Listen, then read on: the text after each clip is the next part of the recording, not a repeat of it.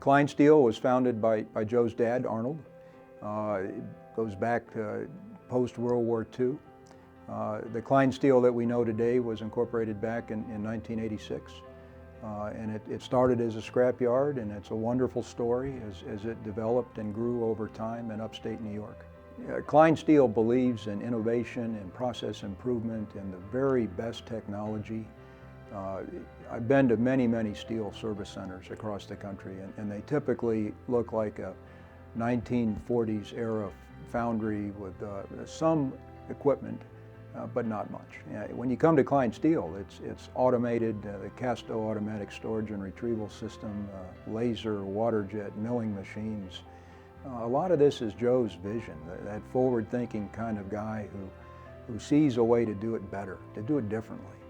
That's his value to the company, that forward-thinking approach.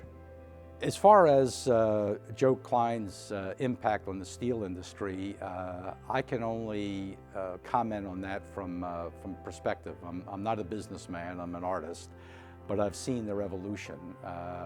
Initially starting as a very small company to what they've grown, it shows incredible insight and entrepreneurism. And in many ways, Joe is really a futurist. He sees what's possible and then structures his company towards that. The fantastic growth that the company has had over the last couple of decades has really been towards Joe's leadership, bringing a team of really qualified people together to allow them to take the next step. So now, basically, it used to be a very local operation, then it became regional, now it's national, and their impact is amazing. Joe was instrumental in starting what's called the North America Steel Alliance. This is a group of small, independently owned steel service centers that bound together in those days to achieve some pricing leverage so we could buy steel better from the mills, taking the steel industry to the next level. Just like in the steel industry, people know Joe Klein.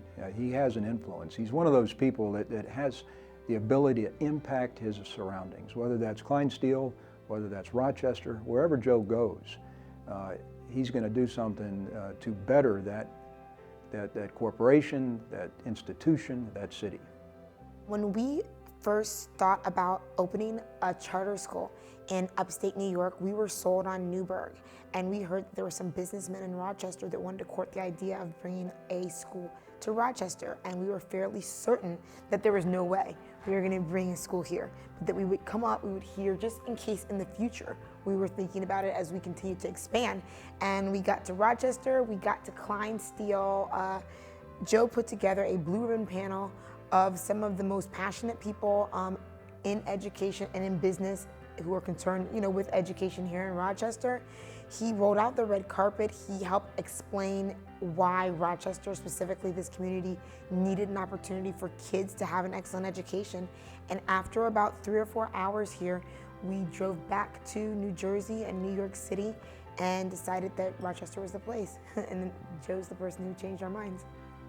Joe's encouraged all of us to get involved with the community, and we encourage our team members to get out and be members of boards and join organizations, participate, to do right by the community that we live in, to give back. I'm sometimes myself fascinated, as are I think other people in the community, that here is a business leader who could totally wrap himself up in the work of his business.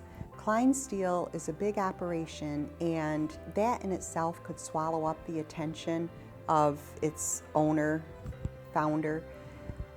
He's so connected to his outer community that Joe Klein's dedication to education, and specifically to what it means to the Rochester community, is, I think, more what he's about than identifying him with just his business. In many ways, if you view Joe as a humanist, how he engages with people, not just in the business arena, but the cultural arena and the educational arena. And he's totally committed in all those situations. from the type of people that he hires, to the education of the people, and to the interface that he has with the community. All of it has been positive and constructive. And because of that, he has he really helps define the profile of Rochester in one of the most positive ways.